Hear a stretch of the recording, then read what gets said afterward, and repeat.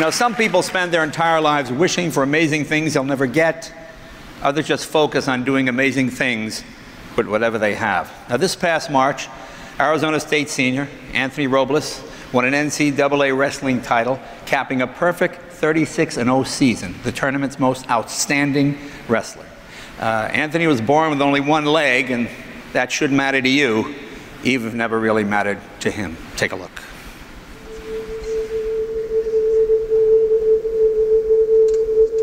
I remember the first time I saw Anthony wrestle.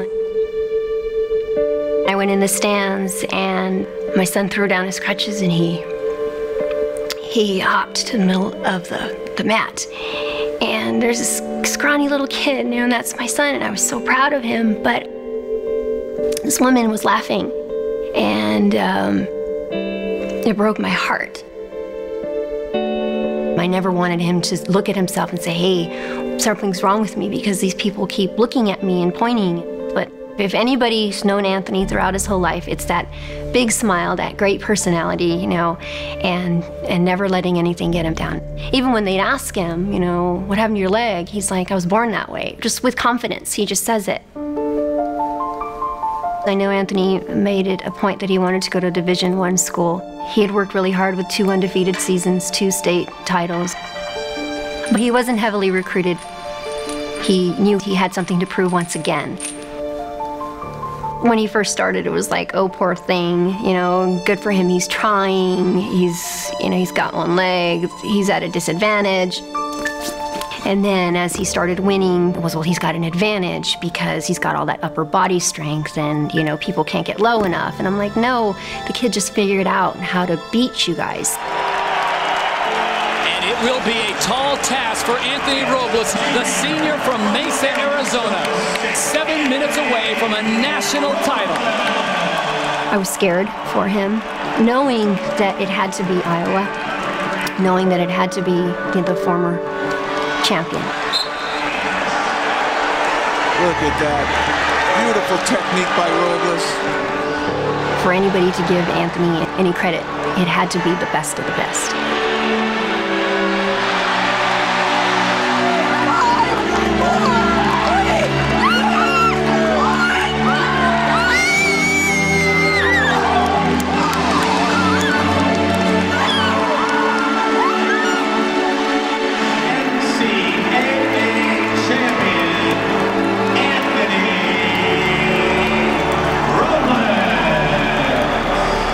Anthony had worked really hard, and he'd overcome a lot of stuff. A lot of people not expecting him to do it, people not expecting him to do anything. And for him to take control of that match, that was his defining moment.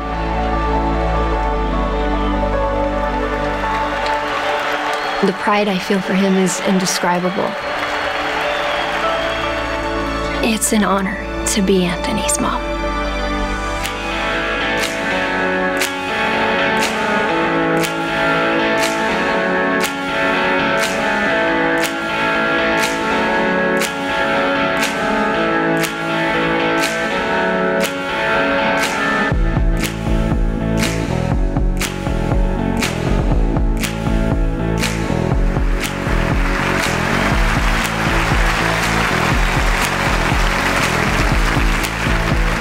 Ladies and gentlemen, the recipient of this year's Jimmy V Award for Perseverance, Anthony Robles.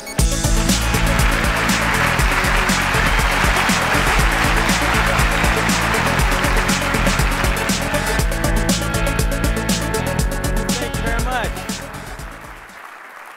Thank you.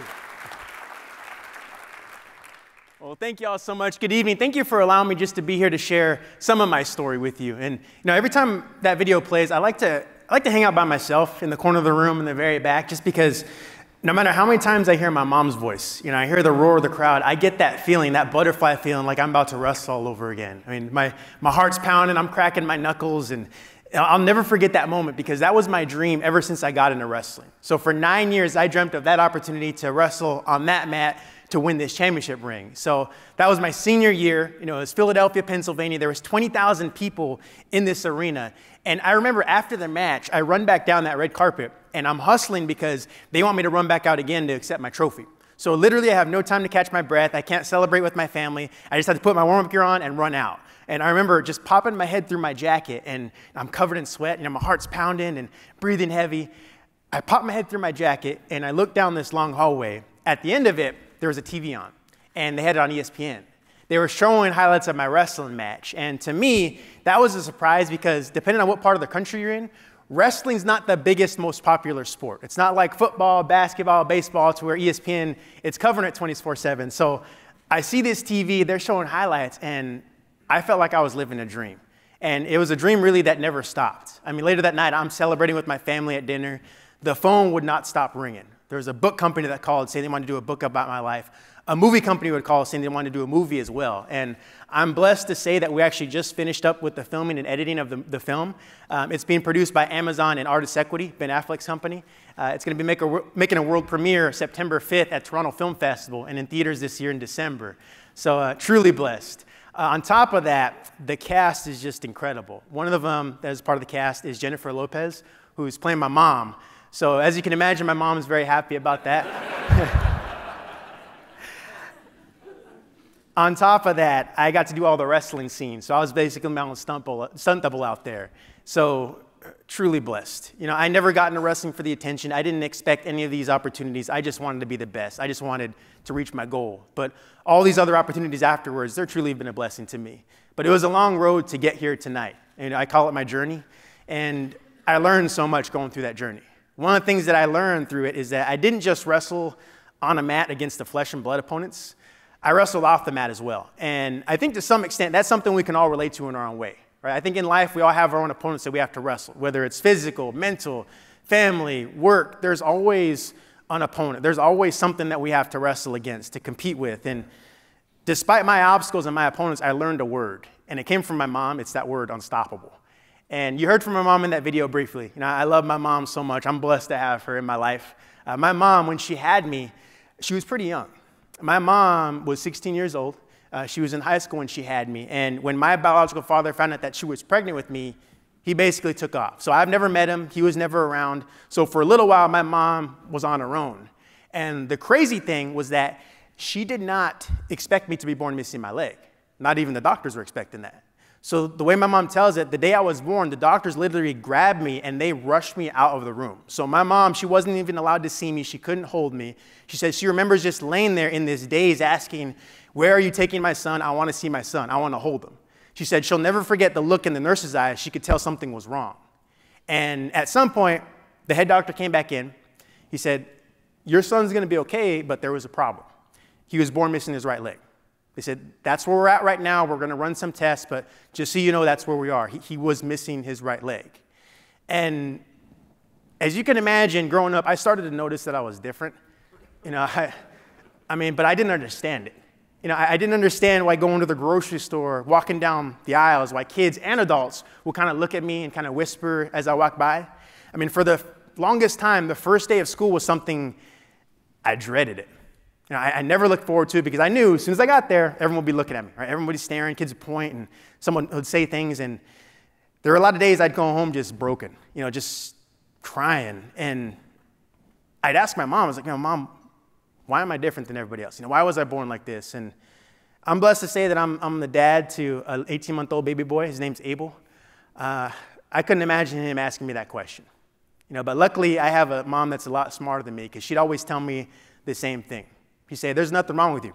She'd tell me, "God made you that way for a reason. There's a plan for you. You just got to wait and see what it is." And that was one of the best things my mom ever taught me.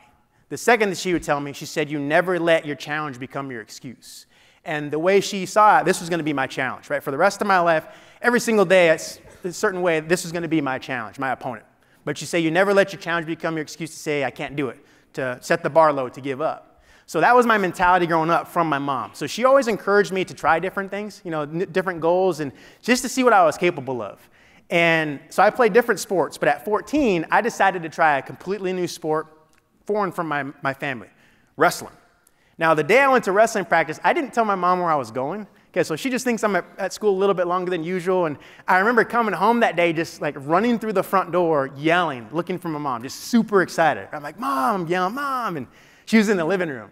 So I remember I bolted in there and I'm telling her, I was like, "Mom, I went to wrestling practice. This is the funnest thing I have ever done. I learned throws and takedowns, and coach says I could be a lightweight. Can you sign me up? And I'm looking at her for a response. And my mom was just looking at me wide-eyed, just like staring, wouldn't say anything. I remember she stood up, she grabbed me by my arm and literally starts dragging me down this hallway. So I'm being led down the hallway and I'm still talking. I'm like, Mom, coach says season's starting soon. I need some gear. Can I sign up? I really want to wrestle. She's quiet. So we get to the end of that hallway. My mom turns, she looks at me. She said, did you see your face? I was like, what are you talking about? So I step into the bathroom. I look at the mirror. My mom flips the light on. My right eye was almost swollen shut. I had a busted lip. There's blood all over my T-shirt and scratches on my neck. And I'm smiling, and there was blood on my teeth. My mom said, she said, that does not look very fun to me. She said, absolutely not. You're not wrestling. I'm not going to let you do it. And I couldn't explain it to her. I didn't know what it was, but for some reason, I felt this calling on my heart, like wrestling was what I was supposed to do. Like this was what I was meant to do. This was part of my journey in my life. And so the rest of that evening, I was just trying to convince my mom to let me wrestle. It's like, Mom, just give me one season. Just one season. Let me see how it goes. I really want to do it. And Mom was never one to turn me away from my goals. So before I went to bed that night, she said, okay. She said, if you're serious about this goal and if you'll be careful, I'll let you wrestle. She said, make a list of gear you need. We'll go get it tomorrow. But yes, you can wrestle. And I remember going to bed that night. I couldn't even sleep.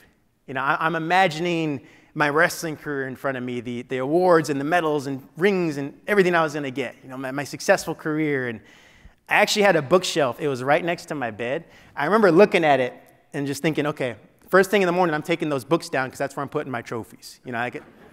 I planned it out. But I don't know if you folks can relate. It seems like for me in my life, like I plan things out. I have this goal, I'm going after it, but just life likes to mess up my plans. It likes to throw different challenges in my way. And that's what I experienced early on in my wrestling career. A couple of challenges right off the bat. Number one, I had never wrestled before.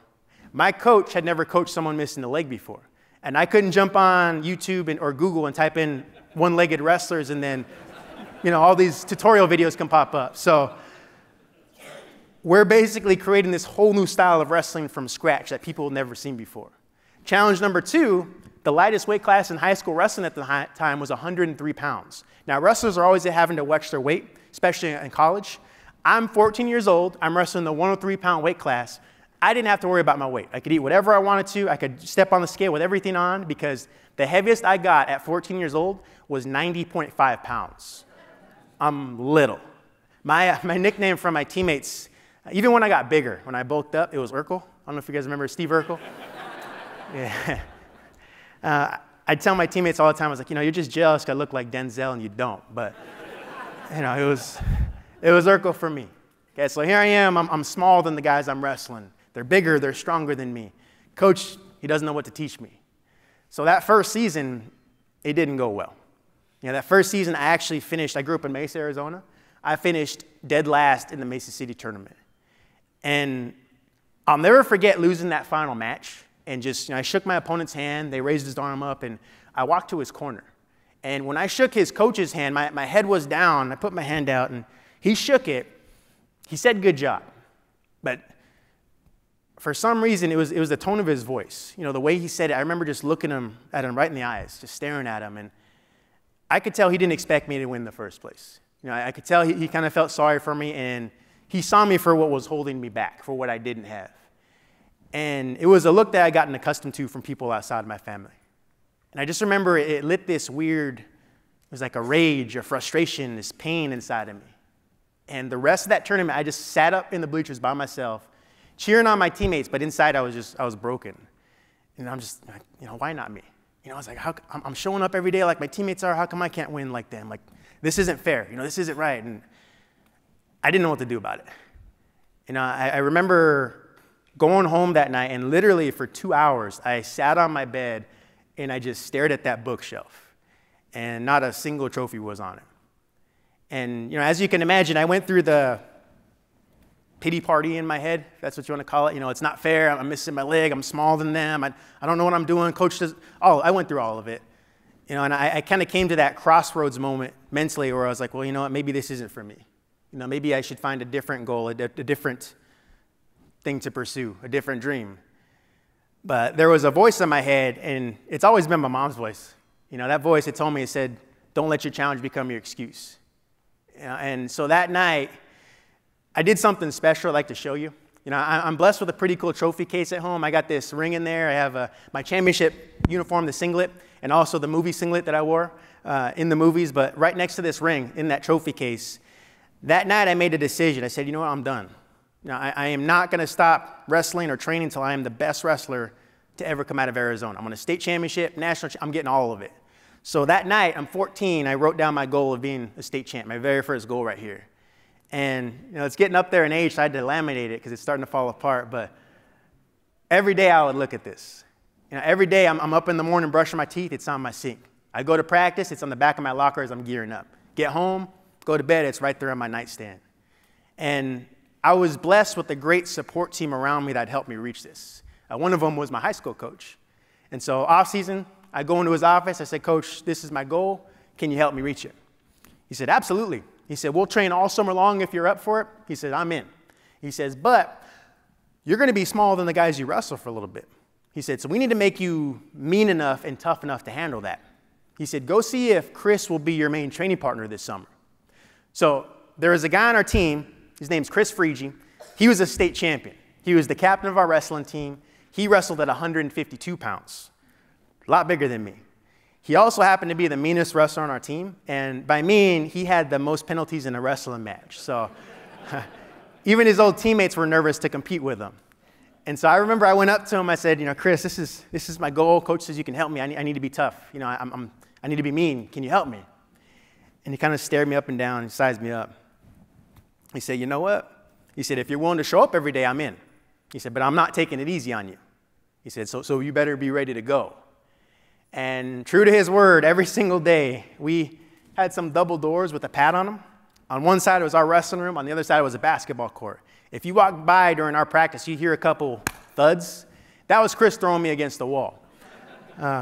He doesn't touch me now because I could take him, but you know, back then, it's actually kind of funny. We do a high school summer wrestling camp together.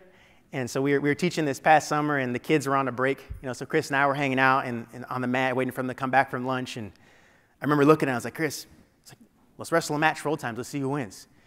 He's like, man, I would, but my knee's sore today. He's like, you know, we got second session. I didn't even bring my knee pad. And I was like, dude, you got 2 knees. I don't feel sorry for you. Like stand up, we're going. Back then, though, every day for 2.5 hours, we're just going at each other. I couldn't score a single point. You know, he was just throwing me around, and I'm just getting back up. Throwing me around, I'm getting back up. But I learned something through that. You know, what I learned is we have the opportunity to learn more from our challenges and our setbacks than our wins. You know, because what I learned is, you know, when you're winning, it's kind of a repetitive thing. When life is good, you just kind of hit cruise control. You can relax. But when you're losing, when you face a setback, when you face a challenge, your faith is tested. You know, you're forced to reevaluate. You're forced to maybe change your strategy up a little bit, put some more hard work into it. And I learned that's your opportunity to grow, to get to that next level. And that was my growth time. So, you know, fast forward to my senior year, I'm sitting there in high school. I'm a 2-time high school state champion now. High school national champ, honor roll student. I'm ready to wrestle in college. I'm ready for my ultimate dream. And so like any high school athlete that wants to compete at the next level, I planned out my list of schools. I remember writing it down. And senior year, I'd come home every day just excited about who called that day, right? Who sent stuff in the mail and who was recruiting me. Because I was thinking, okay, I beat him and he's going to Oklahoma State, Virginia Tech, Stanford, and I beat them. Like I proved myself, I got it all. So I'd come home, I was like, okay, Mom, who called today, right? Who emailed, who sent stuff in the mail? And Mom was like, nobody. She said, nobody called, nobody emailed, there's nothing in the mail. I was like, okay, you know, there's no way they don't want me. I mean, I proved myself. I did everything I was supposed to do. I got the resume. They just don't know how to contact me. Like, so I'm gonna reach out. I'm gonna call them. I'm gonna send my footage into them. And so I went down my list of schools, and I reached out, emails, sent stuff in the mail, everything. Said, hey, I would love to wrestle for you. I'd love to have the opportunity. And majority of them wouldn't even respond to me. I mean, they flat out just ignored me, just like wasn't even there. And the few schools that responded, they said two things to me. They said, number one, the lightest weight class in college, you're about 30 pounds too small for it. They said, on average, a college wrestler will lose about 10 to 15 pounds to make their weight class, and that's muscle. They said, you're 30 pounds of muscle too small. They said, number two, this is Division I wrestling. They said, we have a total of 10 full-ride scholarships for a 33-man roster, and you're missing your leg. They said, we got to be honest with you, we don't see you as being able to be successful at this level. We don't see you as being able to compete here. It's not possible. And I remember hearing that. It's like, the finish line's right there. You did everything you're supposed to do. You can reach out. You can right there, and it gets moved on you. And I didn't know what to do. I felt helpless. I felt frustrated all over again. And I went to my high school coach, just venting to him in his office one day, and he's listening to me, and he's like, look, he's like, sometimes you got to realize, sometimes in your life, that ship that you're waiting for, it's not going to come into port. He says, you got two options when that happens. You can sit there on the deck and you can complain about it, or you can start swimming out to where you want to go. He says, you find a different way to get to where you want to go. He says, swallow your pride. Let's get it done. So Arizona State was my different route. Arizona State was in my hometown, and I remember I called the coaches there. I said, hey, coach, I'd love the opportunity to compete for you. Coach said, yeah, we'd love to have you, but we have a couple guys in your weight class already. He says, one of them is on a partial scholarship, so we can offer you a walk-on position. Your grades look pretty good. We can get you an academic scholarship, but there's no wrestling scholarship money here for you. He said, and if you want to stay on the team, you have to wrestle them and you have to beat them. They said, that's the only opportunity we got right now. And I learned something through that. It's like sometimes the opportunities that we want are not necessarily the opportunities we get, but it's still a blessing. That opportunity, still got to make the most of it. So I said, all right, coach, tell me what day you need me. I'll be ready to go. I'll be ready to wrestle. And so we set it up. I went out, ended up beating both the guys in my weight class. So I was a starter, but I was a walk-on. So no wrestling scholarship. The way I covered the rest of my tuition and cost of living for 2 years, I had a night job. So go to school full-time, I'd wrestle. My night job was at our local airport, Sky Harbor Airport. So I'd be in there at about 10:30 at night in these huge hangars, washing and waxing airplanes, vacuuming out, picking up trash in 2 years. And I remember there were nights, just sitting there, my back sore from practice, and I'm stressing about an exam I got coming up, and I'm like, man, is this worth it? Am I ever going to reach the end, the goal, that finish line? And there's a quote that I've always loved. It's one of my favorites. It said, the prize is in direct proportion to the price. The greater the reward you seek, the greater the effort needs to be to achieve it. And when I'm in that hangar at night, I was just thinking, I'm paying the price right now. How good is it going to feel to prove those coaches wrong, to get that championship, to be on that podium? Like, this is part of it. This is the grind. And that's a phrase we'd always say in wrestling. We say, you grind now, you shine later. And so for 2 years, went through that grind. But after my second season, started, I went to the national tournament, one match away from finishing All-American, which is top 8 in the country. And I come home, coaches call me to their office. They're like, Anthony, you did a great job. We believe you have what it takes to be a national champion for us. So what we want you to do, we want you to focus only on school and wrestling. They said, so what we're going to do is give you a full-ride wrestling scholarship. It's going to cover everything, your cost of living, everything. You just focus on what you need to focus on. They said, on top of that, we're going to name you captain of the wrestling team. So you're going to be our spokesperson, calendar, everything. It's going to be you. Can you handle that pressure? I'm just sitting there just like wide-eyed, like, absolutely. I was like, thank you so much. And I remember running out of that office, just calling my mom, and mom was screaming. I hear her jumping up and down, and I was tearing up, and it's like, finally, finally, it's the hard work, it's paid off, it's smooth sailing from here. I don't know if you can relate to this. It seems like, I set the table nice and neat, I make my dinner, pour my drink, and right when I'm about to sit down to enjoy it, life just likes to come through and flip the table over on me, and that's what started to happen the next season. It starts off, everything's great. Wrestling-wise, I'm ranked top 10 in the country, and I'm climbing up. Grade-wise, I'm 3.5 student, everything's looking good. But towards the back end of my season, I noticed that as I'm wrestling, I'm still winning matches, but I don't feel as strong as I usually do. My speed's not quite there, my conditioning is just a little bit off. I'm wrestling opponents I've seen earlier on in the season, and they feel like they're overpowering me now. And so after a match, I'm trying to evaluate what's going on, and I think to myself, okay, I'm bigger now. I put on some muscle mass over the summer. I'm actually having to cut weight to diet. My body's not conditioned to that yet. So just push it from my head. I'll be fine. Healthy diet, need some time, I'm okay. And so I tried to ignore it, but maybe 2 days later after this self-evaluation, I woke up with the worst sore throat I've ever had in my life. I mean, I couldn't drink anything, just this raw pain in my throat. And my arms felt like I just did a ridiculously hard workout, just super achy and tired and just very weak. And so I get up and I go to Arizona State. They send me to the sports doctors, and they start running some blood tests on me. And doctor comes back. He said, yeah, you're actually pretty sick right now. He said, so we need to pull you out. They said, no school, no wrestling participation until we tell you otherwise. Go home, stay at your apartment. We'll send all your schoolwork home to you, but just stay there and rest. And so they give me this news. It's towards the back end of my season. Conference tournament's not too far away, nationals, so I don't have any time to just take off. So I remember trying to negotiate with the doctors. Like, okay, I can't wrestle, but can I do some sit-ups? Can I do push-ups? Can I swim? I need to stay in shape. I can't just not do anything. Doctor said, no, absolutely not. I said, you're too risky, just rest. They said, don't do anything. And so they forced me to stay at home in my apartment for 21 days. I'm not cleared to do anything. And during that time, my grades, I was 3.5 student, it starts dropping down quickly. And I was in the business school. I had to keep a minimum 3.0 to stay in the business school, so I dropping dangerously underneath that. Wrestling-wise, my ranking, I'm not ranked anymore because I haven't been competing. And I built up about 10 pounds of muscle mass all summer long. I'm 10 pounds lighter right now. And I just remember one day just really feeling like overwhelmed, helpless. And I was trying to find something positive in my life to kind of focus everything on, just lock onto this blessing over here. But I was having a really hard time finding anything. And so I remember just thinking, all right, I need to call my mom. Mom always cheered me up. She helped me to think the right way. I need to call mom, see what's up, see what she's doing. And I remember dialing her number, just waiting for her to answer. And it seemed like just immediately, when she said hello, just the tone of her voice, I could tell something was off. It wasn't quite right, but we're talking for a little bit. She's asking me how the last doctor's visit went, if I'm getting my grades back up. And so I'm answering her questions. And then finally I said, okay, Mom, what's going on with you? Like, are you having a bad day? Because you don't sound like you right now. Phone went dead quiet.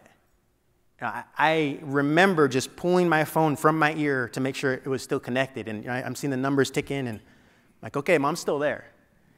And I put the phone back to my ear, and I heard my mom start to cry. And for me, my heart just dropped out of my chest, because I knew mom doesn't cry unless it's something serious. And so I was trying to imagine what it could be, just brace for it. And she tells me, she said, there was a note from your dad on the table. And she was talking about my former stepfather. He had come into the picture when I was about 3 or 4 years old. It's the only dad I've ever known. My last name, Robles, his last name. That was my dad. He said, there's a note from Dad. He said he's leaving. He said, I don't know where he's at, but all his stuff is gone. And he disappeared for about 2 weeks. And we didn't know where he was. We didn't know if he was alive or dead. We just had this note saying he was just leaving. And at that time, I had 3 little brothers and a little sister. None of them were in high school yet. Even when we found out where he was, he never sent back money to support. So my mom, her full-time job was at home. She wasn't getting paid for that. It got so bad to where we eventually lost the house. My mom, she was selling her blood once a week just to put food on the table for my siblings. And I just remember hearing her breaking down that phone, and it felt like someone just turned the lights off on my life. I was like, how did everything that was so positive, everything that was going my way, where did it go? And that rage, helpless, sadness feeling came right back to me. And I'm listening to my mom, and I told her, I was like, Mom, I'm useless here. They won't let me wrestle. They won't let me go to school. This season's done. Let me withdraw. I'll talk to the coaches. I'll leave. I'll get my night job back. I'll work full time. When we're okay, I'll finish school later. I said, but I don't need to be here right now. And again, I'm blessed with a great mom, because she wouldn't let me finish my sentence. She said, absolutely not. The best thing you can do for me is stay there. She said, we're going to figure this out. She says, but you stay there. You get your grades back up. You focus on getting healthy. Don't give up on wrestling. She says, we're going to figure this out. And so when she hung up the phone, I tell people I stayed at Arizona State because my mom, she forced me to. She wouldn't let me come home. But for a few days after that, I felt like I was just living in a cloud, just this dark cloud around me, and I didn't know what to do. One day the phone rings, and I look at it. It's the Arizona State doctors, and I don't want to talk to anybody. So I hit ignore, and maybe a few seconds later, there's a buzz. There's a voicemail, and I listen to it. It's like, Anthony, great news. Your last blood test looks good. You're cleared. You're cleared for full participation. You can go to school tomorrow, full participation in wrestling. We'll see you tomorrow. Now, they tell me this news. I've been out over a month, and the national tournament is about a week and a half away. Needless to say, mentally, I'm nowhere near focused on wrestling. I don't even want to be there. But my mom got the same phone call, so she calls me up after and says, you're going back tomorrow. So my mom made me go back to school and practice. And I remember I'm sitting there in class, and I can't even focus on what's being taught. It's in one ear, it's out the other, and go back to practice. Teammates, they're all excited to see me, and they have no idea what I'm dealing with at home about that challenge. So I tried to hide it from them. I put the mask on and pretended like everything was okay. For the first couple days of practice, it was ugly. I was getting beat up, and my backups were just throwing me around the room. And coach was watching it. He's observing it, and for the first few days, he's like, okay, he just needs to get this rust off. He can work himself out of this funk. So he leaves me alone, but as the Nationals window starts to shrink, it's coming closer and closer, he decides he needs to step in. He needs to force me out of this funk. And so I'll never forget, we start practice up one day, and we're all sitting on the mat, and coach is going over his daily announcements, and he gets to the point where he says, okay, guys, now today is going to be an easy practice. He says, all we got to do, we're going to wrestle 3 matches, and then we're done. He says, but Robles, you got to win at least 1 match. He says, you got to win at least 1 of them. And I just remember, I kind of nodded and shrugged. I was like, all right, coach, I'll give it my best shot. He blows his whistle, we start things up, and as planned, my teammates wrestle their matches, and they're done. And so, they're sitting against the wall, they're drinking their waters in the room. They're not allowed to leave, because I wrestle 6 matches in a row, I lose all 6 of them. Now, 7th match, my coach has no more patience for me. So he's yelling at me as I'm getting beat up. Wrestling, it's very physical. So I'm getting slammed to the ground, shoved around, and catching a forearm on the side of my head, and I'm getting beat up. And coach is yelling. He said, get back up. He says, you're not fighting hard enough. He says, you need to attack. Be stronger than that. He says, what's wrong with you? Get up. My teammate, who's throwing me around, he was talking to me. He's like, come on, Anthony. He's like, you can do this. He's like, give me your best shot. You can do this, man. You can win this match. Come on. He says, show me what you got. And, there was a point where I snapped mentally. I just remember thinking, all right, I'm winning this match right now. I'm getting this done. Here we go. And in wrestling, we call it a takedown. It's when you reach for your opponent's legs, you grab them, and you take them to the ground. And I remember when I reached for his legs, my arms got too far extended from my body. And so his counter was to go underneath both my armpits like this. He locked his hands behind my back really close and tight, pulled me close, throws me in the air. So I go flying and just slammed on my back. And we landed really awkward. So his shoulder landed almost dead center of my chest, knocked the wind out of me.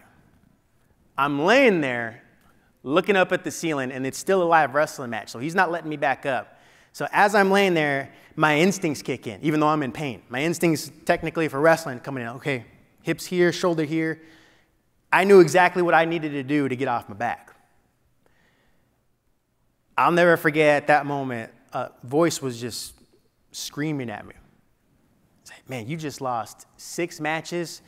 Your backup just threw you on your back. You're going to lose this one. Just give up. You're done. And in wrestling, we'd say I broke. And I did. I quit. Right then and there, I remember just closing my eyes, stopped fighting. I heard a whistle blow. That meant I got pinned. And when I stood up, all my teammates were just looking at me, quiet. Even my coach was just staring at me. He didn't know what to say. In front of all of them, I started crying. I wasn't the tough wrestler anymore. Captain or not, I started crying in front of everybody. And I remember just running out into the locker room. And it was a single door. And when I ran in there, I remember I slammed that door shut so hard. I was trying to rip it off the hinges.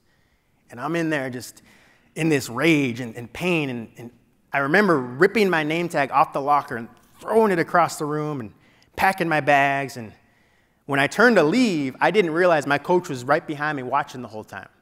And so I turned, he's standing right there, and I thought he was just going to lay into me. He was going to scream at me and yell, and so I braced for it. I stood up straight, and I grabbed my backpack, and I just started looking at the ground, waiting for the hollering to start. Coach is quiet. He doesn't say anything. And there was a point where I finally mustered up the courage to look at him in his face, right in the eyes. And when I did, he gave me this big, giant bear hug. And for a moment, the tough wrestler in me came out. So he hugs me, and I remember just like tensing up my shoulders like this to try to break his lock and fighting it. And he got tighter, just squeezed me. And it was like little by little, my shoulders dropped, and I got that tennis ball feeling, building up in my throat. I tell people my eyes got really sweaty because I was shaking. I was crying so hard. And he's holding me, and he's like, all right, have a seat. He said, tell me what you're dealing with. And he knew about what I was wrestling with school. He knew about my grades. The academic coaches were filling me on that. He knew about what I was wrestling with my sickness, but he had no idea the challenge I was wrestling with at home, what my family was going through. And so I filled him in. And so he's listening, he's nodding his head, shaking it, and he said something to me. It wouldn't sink in then, but later on it would, and it would change my life and my mentality. He said, look, he said, I can't imagine what you're dealing with right now. He said, how much pain you're going through. He said, I don't really know what to say. He said, but you got to remember something. Whether you like it or not, there's going to be an opponent waiting for you around that corner that you don't want to face, that you do not want to wrestle. He says, you're going to think it's bigger than you. It's going to be tougher than you. You got no control over that. He says, you can't control the challenge. All you can do is respond to it. How do you react? He said, either you give up, you break, or you fight. He said, you fight through it. You grind. He says, how are you going to respond to this challenge right now? He said, go home and you think about it. We love you. We want you here, but he said, if you don't believe in yourself, if you're not willing to wrestle that match, we can't wrestle it for you. He says, we can only support you. So, he sent me home, and I was thinking about it in my apartment, and still didn't really sink in, but I was like, I love my team. They gave me a scholarship. They gave me a chance. I'm the captain. I don't want to let them down. I don't want to just give up. I'm going to stay here. I'm going to finish it. And so we fly to the national tournament, which that year it was in St. Louis. There's 18,000 people there, and I remember because I wasn't ranked anymore because I'd been out so long, they put me against the Wolves early. My bracket's tough. So my second match, I'm wrestling somebody. He's already beaten me twice before. He's ranked 3rd in the country, and he came from the #1 school that I wanted to wrestle for coming out of high school. He was an Iowa Hawkeye. So for those of you who don't know, wrestling, Iowa powerhouse program, they're very intense, very tough. They pride themselves in being mentally tougher than their opponents. They want to break you down. So we kind of refer to them as the Darth Vaders of wrestling. If you wrestle in the Hawkeye, it's going to be a fight. So I remember before the match started with all these thousands of people watching, they put us on the one mat with his home crowd behind us. So I have thousands of Iowa fans right here just chanting and cheering. So my headphones are in, cranked up super loud, and I'm trying to get in my zone before we go to the center to compete. I remember I'm pacing, I'm shaking my arms out, and I notice that as I'm pacing, he's following me back and forth, just staring at me, like glaring at me. He reminded me of those Animal Planet documentaries when, when the lions are hunting, that look in their eyes. And I remember looking at him, and as I'm staring, it was like any ounce of confidence that I had, it started to just bleed away from me, just bleed out of me, because I'm looking at him and I think, okay, he's already beaten me twice. He's Iowa, 3rd in the country. Now, I'm 10 pounds lighter right now. He's known for his condition. I can't even get through. What I was doing, and I think we do this as human beings sometimes, it's, we set the goal, we're going after it, we're pursuing it, but the second the challenges come up, the second the obstacles arise, the bad days come up, we lose sight of the goal. We lose sight of our blessings and our strengths, and we focus over here on the challenges. And I learned by doing that, you prepare yourself to lose. You get yourself in that negative mindset, and you prepare yourself to go down to fail, and that's what I was doing. So I go to my corner for one last drink of water before my butt kicking that's about to happen.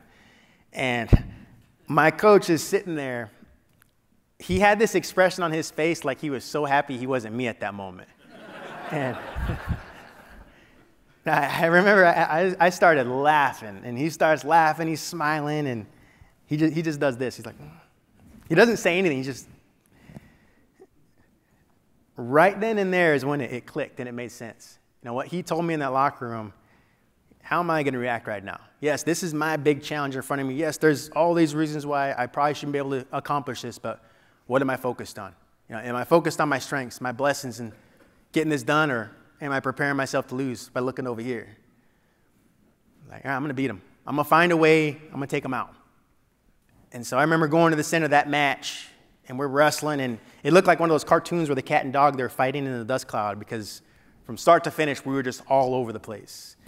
But I ended up beating him by 9 points. That tournament made it to the semifinals. I eventually finished 4th place in the nation, first time All-American, but that mentally got me ready for what you saw. My senior year, I had to wrestle the returning national champion. My luck, it was a different Iowa Hawkeye. And I remember running down that red carpet and seeing the cameras flashing and stepping on the platform, I felt the roar of the crowd underneath me. It was shaking. And they called the champ out next. When I heard his name, I turned my back to the center and I was looking up in the crowd because I didn't want him to see the look of fear in my eyes and for him to feed off of it. So I got my back over there and my eyes are just all over the place. My heart's pounding, and I felt like I was that last place kid from Mesa all over again.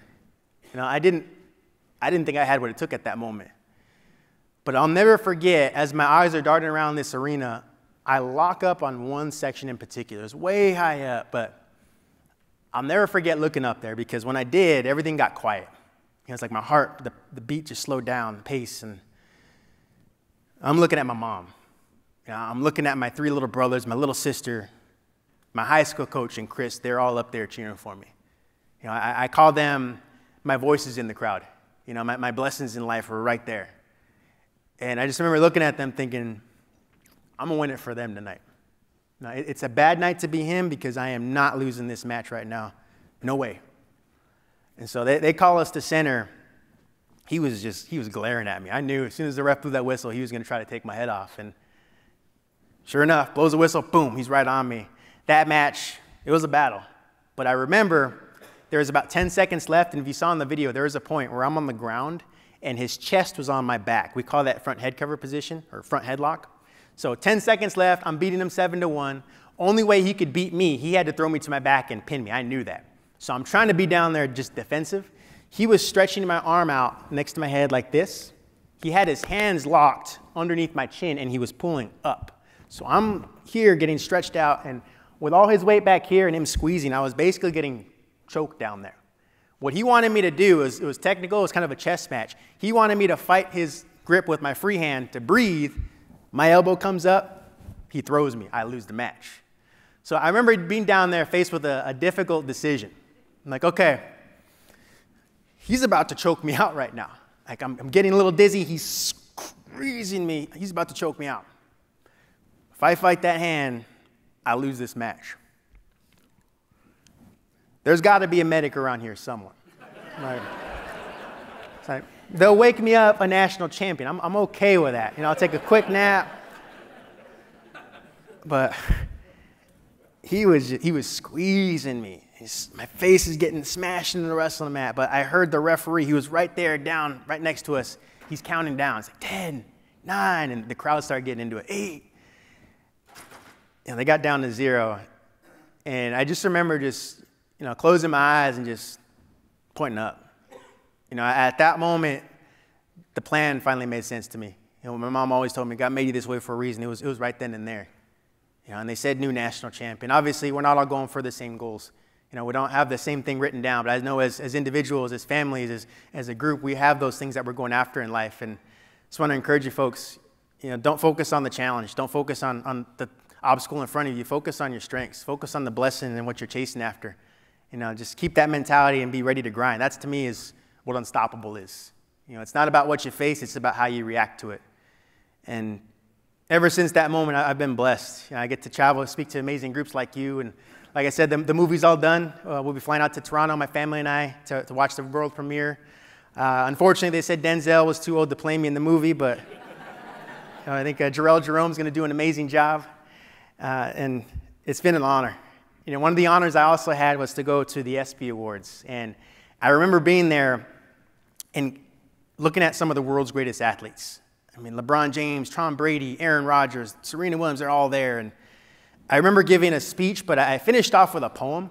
And in closing, I'd like to share this poem with you just because it reminds me when I'm wrestling my challenge to be unstoppable.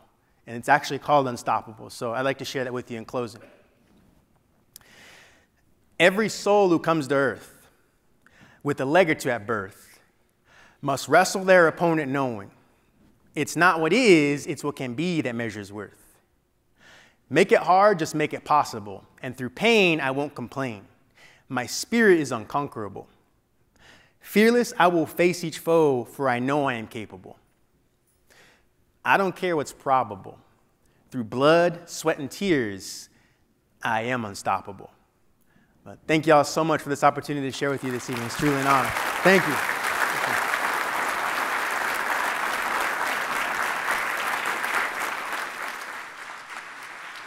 Thank you for having me. Oh, thank you for the opportunity. Yeah.